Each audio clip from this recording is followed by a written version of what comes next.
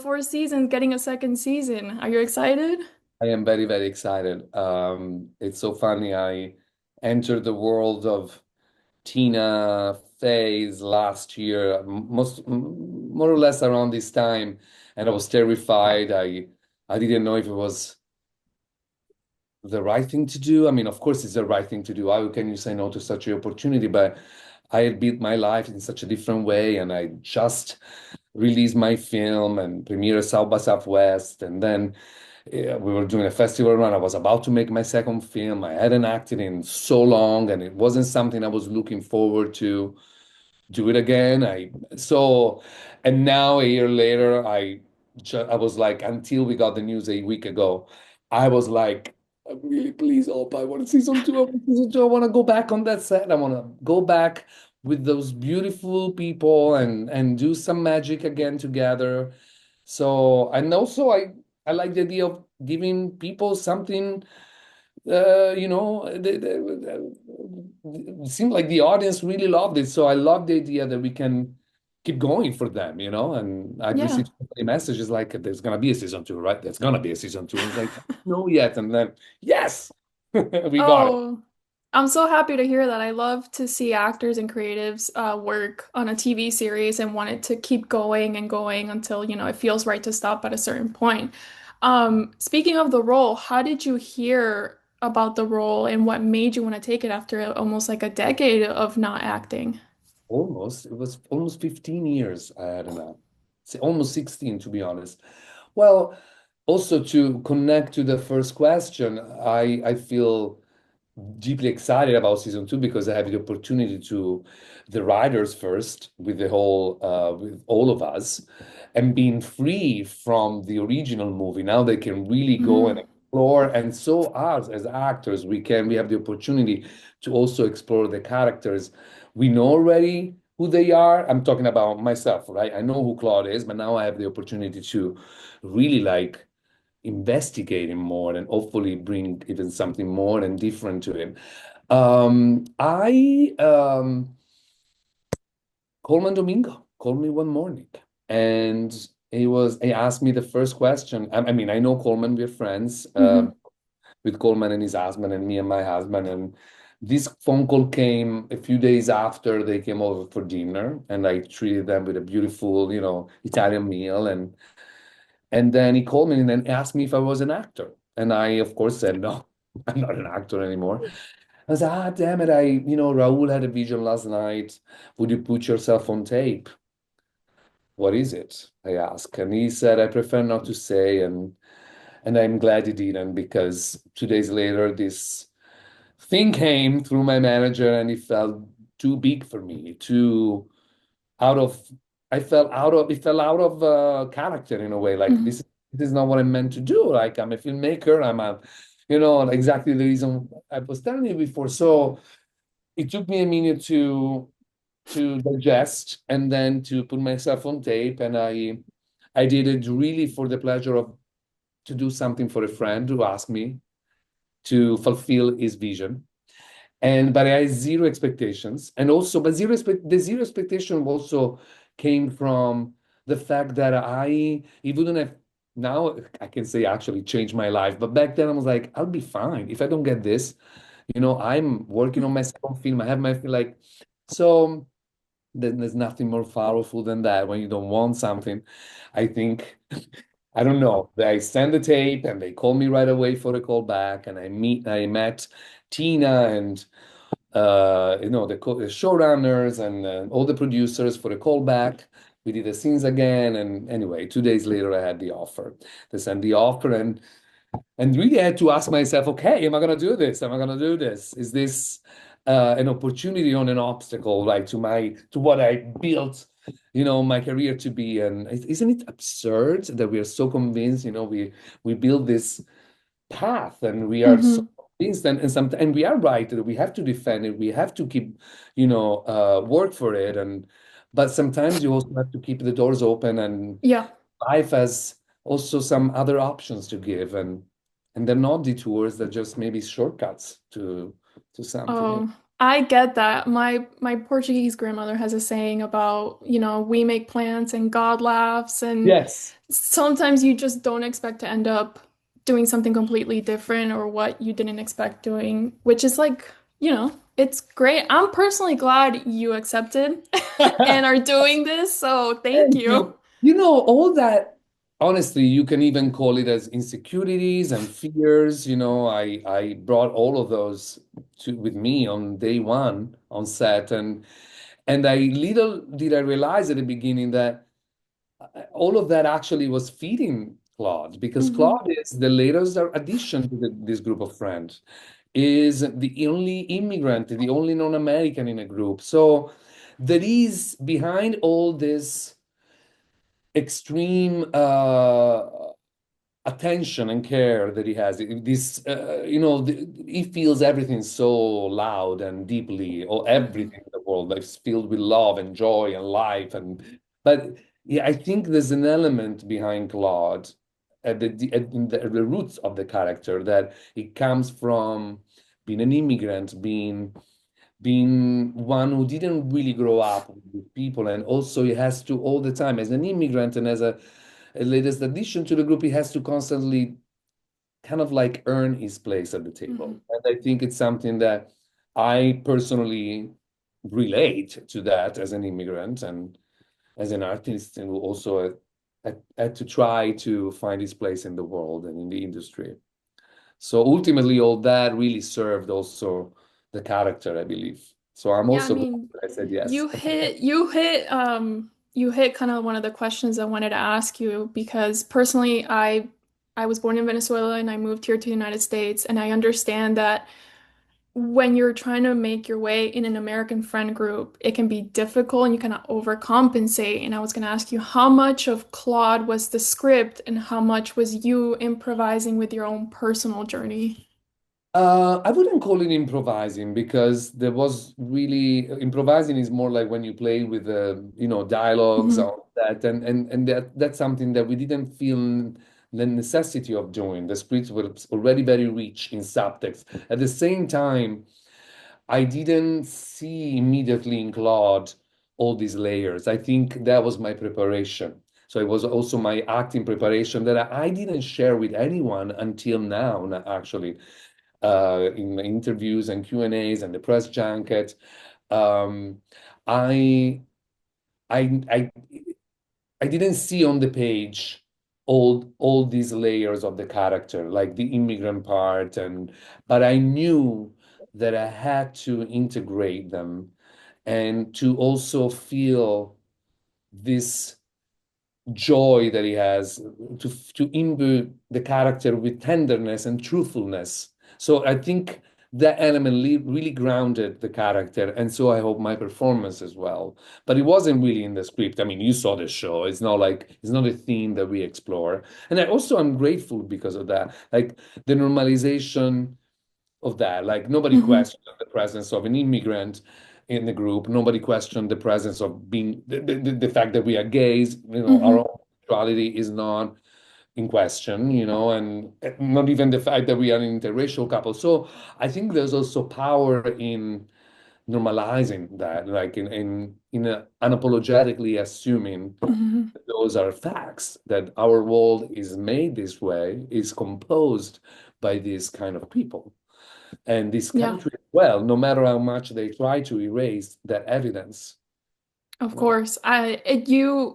You kind of bring that, it's a lot of nuance in that particular character, and one of my favorite scenes is the one that you have with Tina in the kitchen after she's had a fight with her husband, and she already had this fallout with Colman Domingo's character because she made an offhand remark about your marriage and about Claude specifically.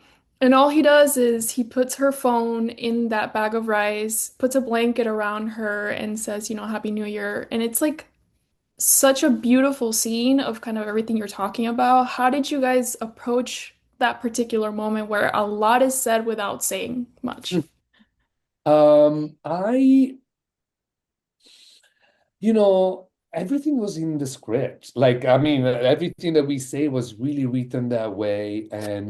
But I remember personally, and I could feel from Tina as well. Not that we didn't talk on set, but there's certain things that as actors you keep for yourself because you just want to keep them fresh during the scene. And um, but I felt personally that I couldn't wait to shoot that scene because I I felt that the characters, both of the characters needed that moment, and I could sense the tenderness so clearly.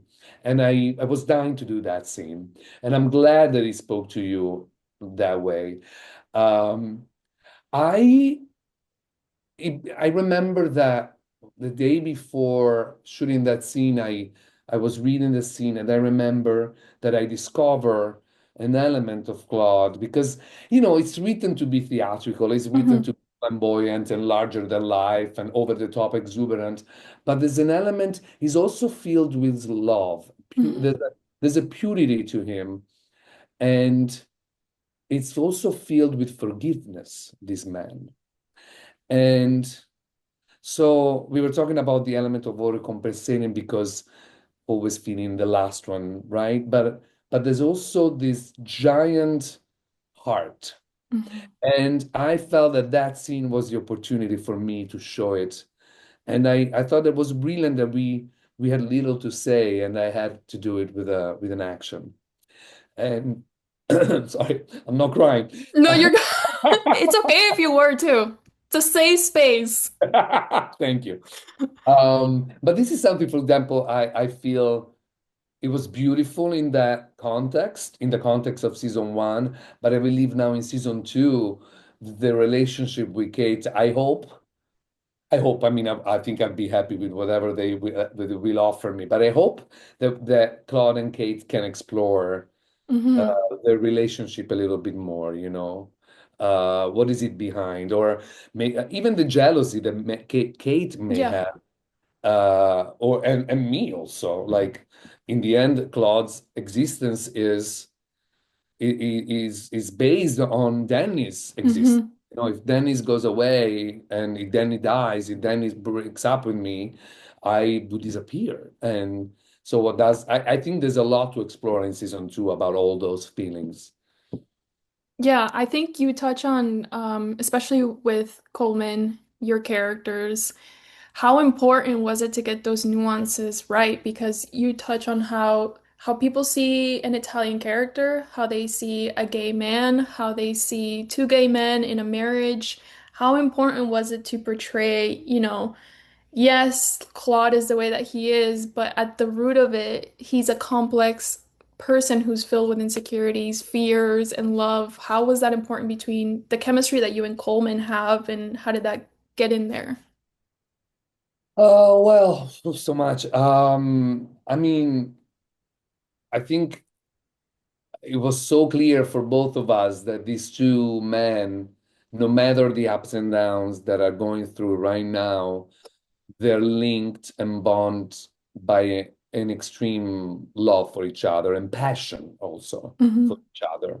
So that was a safe space always to go back to when we were lost in lines and wait, what the fuck am I going to? Like where are we? Like for me it was like, oh no, but I love this man. We love each other, and it's written that way, uh, but also I think for me personally, there was a beautiful, um, for me it was kind of I felt very proud to be invited to play a role like this at this particular time.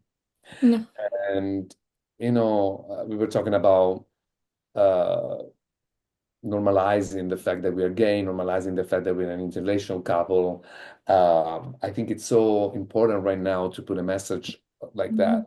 Well, and I'm talking about normalizing because this is a giant show. I'm saying giant because it dropped all over the world in one day, and everyone, no matter what you vote for, are watching this show. It doesn't have it's not it doesn't have a clear um specific uh, audience. I think it crosses Mhm. state at the same time. So that is very important right now. And the fact that I was invited to put my whole self and pour my whole self into a character like this, in a project like this, I almost felt it was my own place of resistance, Hmm. at a moment where it feels very unsafe to be out there and even say what you believe it's true, say what you believe it's right. So in my little world right now, Claude and Danny, and feels like it's a good flag to how do you say not throw in Wave the around wave around and or wave around. plan. Yeah, and being next to Coleman to do this with someone who deeply cares so much about the craft, who deeply cares so much about what he represents for his own community, for the gay community, for the Black Hmm. community. Um, he deeply cares about what he represents and and what it matters to him, and it's such a kind, generous artist and a friend, and that also deepened, I believe, that also helped that chemistry that you're talking about, and it was the fact also that we knew each other already, that also was uh, deeply useful and relevant. We didn't have to cross any certain kind of boundaries, Hmm. like we already had some physical closeness that, yeah. Did I answer your question? No, no, yeah, you absolutely did. I think you really touch on the fact that it's a show that invites you into an environment where right now feels so hostile to other people, when in reality it's everyday people, everyday gay people that are trying to solve their lives, have a marriage, have kids, We you have know. real problems, Yeah. like, and I think this is something even more in season two we can explore. Like we have real problems, no matter if I sleep with a man or a woman. Like Hmm. we could have money problems and kids problem and whatever you name them, but I think the beauty of the show, besides our characters, it's at a time like this, it's also like it's really a real look into human relationships and Hmm. in love and friendships. And it's a good reminder that we shouldn't take anything for granted and we should work on them without, and sometimes make sacrifice but without any judgment, if Yeah.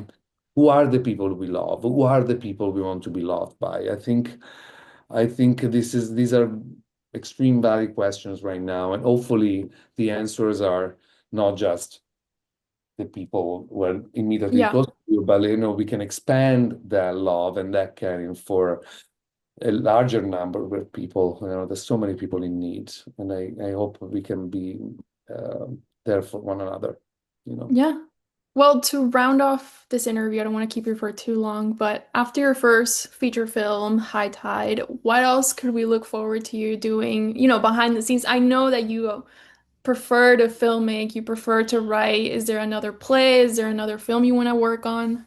Yes, I am I'm working on my second feature film. I have plenty of projects. I'm definitely more focused on filmmaking than playwriting right now than theater making. Theater making, it's been my life for 20 years, but after my first two short films and then High Tide, now I'm dying to go back on set. And there's not, I mean, there is a project that I can tell you about. It's already out. I was in Cannes for that. We were still in the making, and not that it's out, it's made, but it's out in the press, and it's a film that I co-wrote for the first time. I co-wrote something Oh, with somebody else.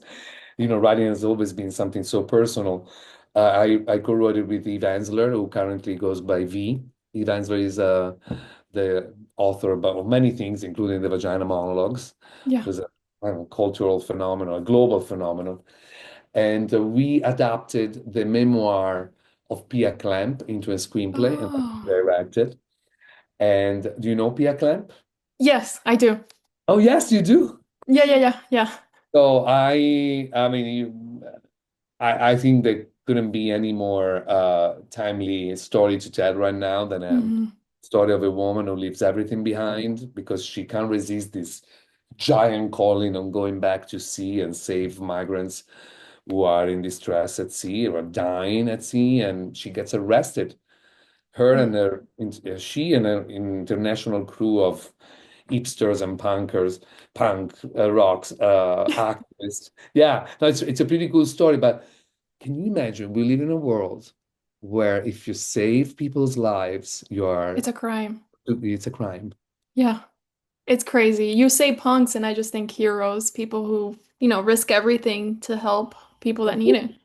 So I want to make this movie, and I will make this movie, not just to honor Pia courage and sense of purpose and extreme uh, sense of solidarity, but also I want to inspire people.